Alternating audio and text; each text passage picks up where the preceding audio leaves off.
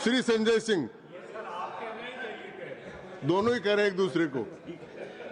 धन्यवाद मान्यवर, आपने एक अत्यंत महत्वपूर्ण बिल पे मुझे अपनी बात कहने का मौका दिया। मैं जैसे उदय प्रताप जी की चंद पंक्तियों से अपनी बात शुरू करूंगा। न मेरा है न तेरा है, ये हिंदुस्तान सबका है, नहीं समझी गई ये बात तो नुकसान सबका है। न तेरा है न मेरा है, ये हिंदुस्तान सबका है, नहीं समझी गई ये बात तो नुकसान सबका है। जो आकर मिल गई इसमें वो दिखलाई नहीं देती, जो नदियां मिल गई इसमें वो दिखलाई नहीं देती, महासागर बनाने में मगर एहसान सबका है। महासागर बनाने में मगर एहसान सबका है। मान्यवर, हम लोग बचपन से एक शब्द सुनते आए, सरकार माई बाप। सरकार माई बाप यानी कि जो सरकार होती है वो लोगों की माई बाप होती है, मां की तरह ख्याल रखती है, पिता की तरह ख्याल रखती है। लेकिन अगर कोई सरकार अपने बच्चों को उसका गला घोटने पे उतारू हो जाए तो वो फिर सरकार निष्पक्ष सरकार नहीं है। नहीं है मान्यवर, वो सौतेली मां है, वो सौतेली मां है, उसका व्यवहार सौतेला है। और आज आप जो काम कर रहे हैं इस बिल के माध्यम से, आप बाबा साहब डॉक्टर भीमराव अंबेडकर जी के द्वारा लिखे गए संविधान की हत्या कर रहे हैं। और ये बात मैं इसलिए कह रहा हूं कि बाबा साहब डॉक्टर भीमराव अंबेडकर जी ने संविधान की धारा 26 में लिखा, धार्मिक मामलों के प्रबंधन की स्वतंत्रता, धार्मिक एवं धर्मार्थ उद्देश्यों के लिए संस्थाओं की स्थापना एवं रखरखाव करना, धर्म के मामलों में अपने स्वयं के मामलों का प्रबंधन करना, चल एवं अचल संपत्ति का स्वामित्व एवं अधिग्रहण करना तथा ऐसी संपत्ति का कानून के अनुसार प्रशासन करना। यह अधिकार आपने नहीं दिया, यह अधिकार किसी भारतीय जनता पार्टी के लोगों ने नहीं दिया।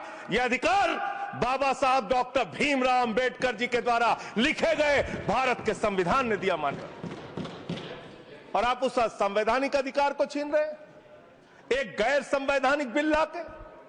क्या क्या लिखा इस कानून के अंदर आपने, किस तरीके से आपने इस संविधान की हत्या करने का काम किया। आप बड़ी बड़ी बातें कर रहे हैं।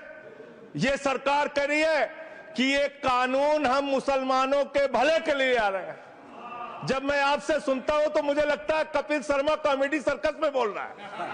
आप मुसलमानों का भला कर रहे हैं, आप मुसलमानों का भला कर रहे हैं।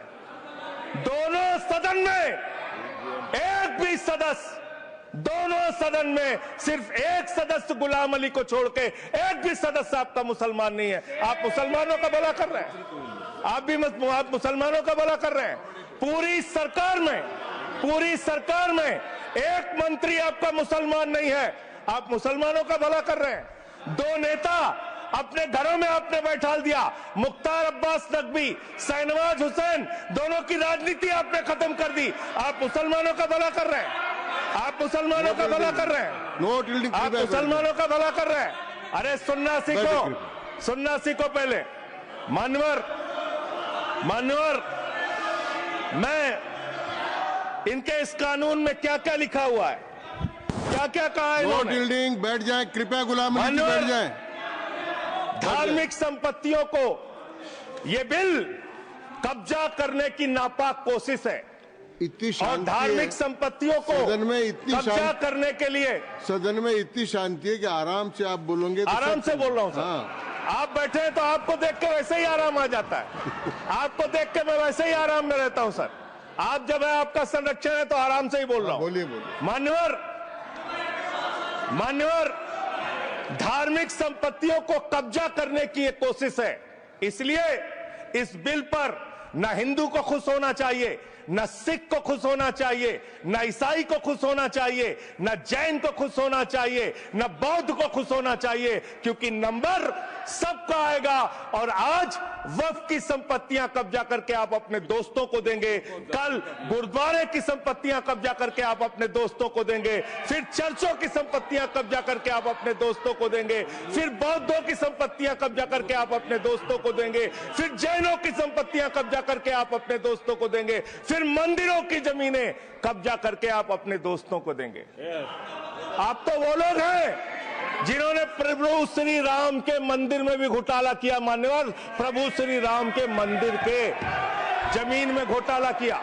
मैं कागज दूंगा सर, मैं कागज दूंगा। बंद कर दिया मैंने। ये लोग राम मंदिर में घोटाला करने वाले लोग हैं, राम मंदिर की जमीन का चंदा खाने वाले लोग हैं सर। ये लोग 2 करोड़ की जमीन 5 मिनट में 18 करोड़ में बेची सर इन लोगों ने। 16.5 करोड़ का घोटाला किया, 18.5 करोड़ में जमीन बेची। ये राम मंदिर में घोटाला करने वाले लोग हैं सर। मान्यवर, अरे प्रभु श्री राम के नाम का पैसा खाते हो तुम लोग। अरे बैठ जाओ, राम मंदिर का पैसा खाते हो। अरे राम मंदिर में घोटाला करते हो, बैठो। अरे राम मंदिर का चंदा खाते हो। अरे चंदा चोरो बैठो, चंदा चोरो बैठो, चंदा चोरो बैठो, बैठो चंदा चोरो, चंदा चोरो बैठ जाओ। चंदा चोर हो तुम लोग चंदा चोर हो, चंदा चोर हो तुम लोग, चंदा चोर हो, चंदा चोर हो, चंदा चोरो बैठो। 1 मिनट को प्लीज। चंदा चोरो बैठो। सभापति महोदय, Shri Gajendra Singh ji. Sir I am not yielding sir, I am not yielding. सदस्य ने चंदा चोरी किया इन्होंने सर, राम का पैसा खाया करने वाले प्रभु श्री राम का पैसा खाया सर इन्होंने। राम मंदिर का विषय, राम मंदिर में चंदा चोरी किया इन्होंने। बैठ जाए। चंदा चोर है सर ये लोग। इन्होंने प्रभु श्री राम का चंदा खाया, कृपया बैठ जाए। चंदा चोरी किया सर। कृपया बैठ जाए। राम मंदिर के संबंध में सर राम मंदिर के संबंध में कहे गए सभी शब्दों को मैं कार्रवाई से निकाल रहा हूं, कार्रवाई से निकाल दिए। 2 करोड़ की जमीन 18.5 करोड़ में खरीदी इन लोगों ने। 2 करोड़ की जमीन अयोध्या में 18.5 करोड़ में खरीदी। मान्यवर, आपने कहा कि इससे आप पिछड़े मुसलमानों का भला करने जा रहे हैं। सुनने में बहुत अच्छा लगता है कि आप पिछड़े मुसलमानों का भला करने जा रहे हैं। आपने इसमें कहा कि आप महिलाओं का भला करने जा रहे हैं। सुनने में बहुत अच्छा लगता है कि आप महिलाओं का भला करने जा रहे हैं, लेकिन ये सरकार और यहां पे इस समय मंत्री जी नहीं है, मैं उनसे पूछना चाहता हूं, आप देश को और सदन को गलत जानकारी क्यों दे रहे हैं? मान्यवर, 2013 के वक्फ बिल में जो भारतीय जनता पार्टी की सहमति और सहयोग से पास हुआ, उसमें भी महिलाओं के लिए आरक्षण था। मना कर दीजिए कि नहीं था? मना करिए कि हम गलत बोल रहे हैं। मान्यवर, मंत्री जी ने कहा 1 करोड़ सुझाव आया। मैं आपसे पूछना चाहता हूं, कितने करोड़ ईमेल आए, कितने करोड़ पत्र आए, कितने करोड़ सुझाव आए? पूरे देश को जानकारी दीजिए, और मैं आपको दावे के साथ कह सकता हूं, जब पूरा सच सामने आएगा तो देश को पता चलेगा कितने लोग इस बिल के विरोध में थे, कितने लोग इस बिल के समर्थन में थे। मैं जेपीसी का सदस्य था मानवर, मैं कह रहा हूं आपसे लाइए। और आप पिछड़े मुसलमानों का भला करना चाहते हैं, मैं आपसे हाथ जोड़कर निवेदन करता हूं, विनती करता हूं, और हमारे जो मित्र उधर भी हैं, अगर आप मेरी बात से सहमत हैं तो समर्थन करना। समाज में छुआछूत को, बीमारी को मिटाने के लिए चलिए उठाते हैं कदम, और अगले सत्र में एक बिल लेके आइए। जितने भी हिंदुओं की कमेटियां हैं, ट्रस्ट है, बोर्ड है, उन सारे ट्रस्ट और कमेटियों में 80% आरक्षण दलित, आदिवासी और पिछड़े हिंदुओं को दीजिए। मैं समर्थन करूंगा आपका, माला पहनाऊंगा आपको। आप पिछड़ों का भला करने की बात करते हैं, आप दलितों का भला करने की बात करते हैं। आपकी मातृ संस्था आरएसएस 100 साल तक आपने एक भी दलित, पिछड़ा और आदिवासी, एक भी महिला को आज तक आरएसएस का प्रमुख नहीं बनाया। आप दलितों और पिछड़ों और आदिवासियों की आरएसएस के बारे में भला करने की बात करते कर हैं। दीजिए। माननीय, इस बिल में क्या लिखा है? आप जो भी बातें इस विधेयक के अलावा बोलेंगे, उन सब को मैं एक्सप्लेन सर, ये करूंगा। क्या सत्य नहीं है? क्या ये सच नहीं है? सर, मेरा टाइम रोका जाए। और सर, बिल के बारे में बात करते हैं। माननीय मंत्री जी ने कहा आज आप इस बिल को पास कर रहे हैं, आज आपका सीना चौड़ा हो रहा है, आपको लग रहा है एक धर्म के अधिकार को आप छीन रहे हैं। नहीं, कल को आप सभी धर्मों की धार्मिक संपत्तियां छीन के आप अपने दोस्तों का देने का काम करेंगे। मैं फिर इसको दोहरा रहा हूं और फिर इसको कह रहा हूं कि आप ये करेंगे, धार्मिक संपत्तियों के कब्जा करने का काम करेंगे। और किसी गलतफहमी में मत रहिए। आपको लोकसभा के चुनाव में मात्र 36% वोट मिला है। इस देश की 64% आबादी आज भी आपके खिलाफ है, आज भी आपके खिलाफ खड़ी है। किसी गलतफहमी में मत रहिए। बड़ी बड़ी सत्ता उखड़ गई और चली गई। मान्यवर, आपने इसमें लिखा बिल के अंदर कि वक्फ कमेटी के अंदर गैर मुसलमान इसका सदस्य बन सकता है। आप क्या गुरुद्वारा कमेटी के अंदर गैर सिख को मेंबर बना सकते हैं? क्या ईसाई कमेटी के अंदर गैर ईसाई को सदस्य बना सकते हैं? क्या बौद्धों की कमेटी के अंदर गैर बौद्ध को, क्या जैनों की कमेटी के अंदर गैर जैन को आप मेंबर बना सकते हैं? और इतना ही नहीं, क्या आप हिंदुओं के ट्रस्ट में, मंदिर के ट्रस्ट में आप क्या गैर हिंदू को मेंबर बना सकते हैं? नहीं बना सकते, नहीं बना सकते। आप एक झूठ फैला रहे हैं देश भर में, देश भर में झूठ फैला रहे हैं। आप कह रहे हैं ये मैं पढ़ रहा हूं राम मंदिर का, सर, राम मंदिर ट्रस्ट। झूठ शब्द असंसदीय है, जो असंसदीय शब्द है उनको निकाल दीजिए। सत्य से परे, सत्य से परे।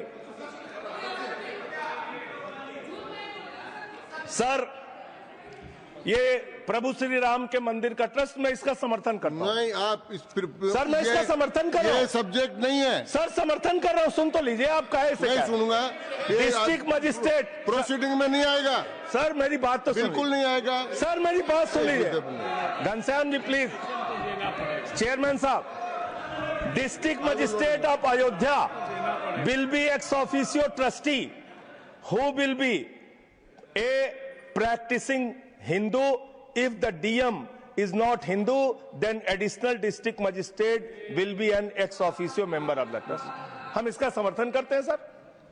हिंदू धर्म के ट्रस्ट में हिंदू को मेंबर होना चाहिए, आपने लिखा, हम इसका समर्थन करते हैं। लेकिन आप दूसरे धर्मों के ऊपर कह रहे हैं। कल को आप गुरुद्वारा कमेटियों में कहेंगे सिख नहीं, दूसरे धर्म के लोग इसमें आएंगे। कल को आप जैन कमेटियों में घुसड़ेंगे, बौद्धों की कमेटियों में घुसड़ेंगे। ये बात गलत है, ये पूरी तरीके से गलत है। और आज पूरे देश को आप बताइए, मान्यवर, पूरे देश को आप बताइए, 2009 में आपने अपना घोषणा पत्र जारी किया था, मैनिफेस्टो। ये मैनिफेस्टो आपका लेके आया हूं, ये तो आपका डॉक्यूमेंट है, मेरे घर नहीं बना। इस मैनिफेस्टो में लिखा है इन्होंने कि 2009 के मैनिफेस्टो में लिखा है कि वक्फ की जमीनों पर जो अवैध कब्जे हुए हैं, के.आर. रहमान की कमेटी की रिपोर्ट के हिसाब से हम मुस्लिम धर्म गुरुओं के साथ बातचीत करके उसको खाली कराने का काम करेंगे। कितना दोहरा चरित्र है आपका। आपने कहा वक्फ की जमीनों को खाली कराने का काम करेंगे जिसपे कोई और कब्जा कर रखा है। मान्यवर, एक और बात, सुप्रीम कोर्ट के अंदर आप कह रहे हो कागज चाहिए, कागज चाहिए। मंत्री जी ने कहा कागज चाहिए। मंत्री जी, आपको कागज की बहुत जरूरत होती है, कागज आपको चाहिए। आपकी सरकार ने 2020 में, ये पूरे देश को देखना चाहिए, पूरे देश को सर, 2020 में मैं जेपीसी का मेंबर था, एक कागज वहां मिला मैं 2020 में सुप्रीम कोर्ट में। सर, आप, मेरी बात नहीं आ रही सर, सर मेरी बात नहीं आ रही। 2020 में मान्यवर, इस भारत की सरकार ने, मोदी जी की सरकार ने शपथ पत्र दिया सुप्रीम कोर्ट में। से क्या लिखा हुआ है? 99% वक्फ की संपत्तियां डिजिटाइज हो चुकी हैं। मुख्तार अब्बास नकवी साहब आपके मंत्री थे, उनका बयान है 100% वक्फ की संपत्तियां डिजिटाइज हो चुकी हैं। तो जब आप सारी संपत्तियां डिजिटाइज कर चुके हैं, सब कुछ ऑनलाइन कर चुके हैं वामसी पोर्टल में, सारे कागजात जा चुके हैं, तो क्या आप फसाद कराने के लिए फिर से कागज मांग रहे हैं? फसाद कराने के लिए, आप फसाद कराने के लिए कागज मांग रहे हैं। आप फसाद कराने वाले हिंदू हैं, हम सौहार्द फैलाने वाले हिंदू हैं। यह बुनियादी फर्क है, यह बुनियादी फर्क है आप में। आप देश भर में फसाद, नफरत, लड़ाई, झगड़ा कराने का काम करते हैं। मान्यवर, मैं अंत में आप लोगों से सिर्फ एक ही बात कहना चाहता हूं कि आज सच्चर कमेटी की रिपोर्ट की बात कही गई और कहा गया 12,000 करोड़ की आमदनी हो सकती थी। एक सुझाव मैं पूरे सदन की तरफ से इस सरकार को देना चाहता हूं। 12,000 करोड़ की आमदनी की चिंता है वक्फ की, करोड़ों मुसलमानों की चिंता है आपको। एक अपने दोस्त को पकड़ के लाइए, नीरव मोदी को 20,000 करोड़ वसूलिए, 12,000 करोड़ वक्फ को दीजिए, 8,000 करोड़ अपने पास रखिए। 8,000 करोड़ का आपको मुनाफा होगा, 12,000 करोड़ वक्फ को दे दीजिए, करोड़ों मुसलमानों का भला हो जाएगा। मान्यवर अंतिम बात कह के आपने कहा सच्चर कमेटी की रिपोर्ट से 12,000 करोड़ की आमदनी की बात कही गई है। अर्ध सत्य मत बोलिए, पूरा सत्य बोला कीजिए, सुविधाजनक सत्य मत बोलिए, पूरा सच बोला कीजिए। मंत्री जी, इसमें लिखा हुआ है सच्चर कमेटी की रिपोर्ट में कि भारत की सरकार ने, राज्यों की सरकार ने अलग अलग राज्यों में अलग अलग जगहों पे 365 वक्फ की संपत्तियां कब्जा कर रखी हैं। आप उसके बारे में नहीं बताते, आप अर्ध सत्य बोलते हैं। मैं तो जेपीसी का मेंबर रहा हूं, मुझे सब पता है। तो इसलिए मान्यवर, आप फैला रहे हैं झूठ, ट्रिब्यूनल के फैसले, बस खत्म सर, खत्म। असत्य, सत्य से परे मान्यवर, सत्य से परे मान्यवर। ट्रिब्यूनल के लिए आप कह रहे हैं उसको अपील नहीं की जा सकती। हाई कोर्ट का फैसला ट्रिब्यूनल के फैसले के खिलाफ आया है, सुप्रीम कोर्ट का फैसला ट्रिब्यूनल के फैसले के खिलाफ आया है। आपने कहा 5 साल का प्रैक्टिसिंग मुस्लिम होना चाहिए। कैसे प्रैक्टिसिंग मुस्लिम तय करेंगे सर? आप क्या मुसलमानों के घर में सीसीटीवी का कैमरा लगाएंगे? कौन नमाज पढ़ रहा है, कौन नमाज नहीं पढ़ रहा है, कौन मुसलमान है, कौन मुसलमान नहीं है? आपने मान्यवर ऐसे प्रावधान इसमें रखे हैं जो बड़े अजीब हैं, जो अपने आप में ये बताते हैं कि आपकी मंशा सिर्फ देश में झगड़ा कराने की है, नफरत फैलाने की है, फसाद कराने की है। आपकी मंशा कहीं भी मुसलमानों का या किसी वर्ग का भला करने की नहीं है। बस एक अंतिम बात कह के अपनी बात समाप्त करूंगा। ये काम आपने देश के अंदर बहुत अच्छा शुरू कर दिया। आप एक काम करते हैं, देखो मुसलमानों को ठीक कर रहा हूं, दूसरी तरफ महंगाई बढ़ रही है, नुकसान हिंदुओं का।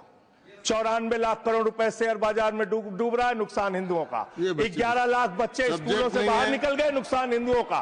तो मुसलमानों को ठीक करने के नाम पर आप नुकसान देश के करोड़ों हिंदुओं का भी कर रहे हैं। इसलिए ये सब बातें करके देश में आप नफरत फैला के ये सब झगड़े फसाद के काम मत कीजिए। और अंत में आपसे एक ही बात कहना चाहता हूं, अभी भी वो मौका है इस बिल को जो गैर संवैधानिक है, जो बाबा साहब के संविधान के खिलाफ है, इसको वापस लीजिए। धन्यवाद।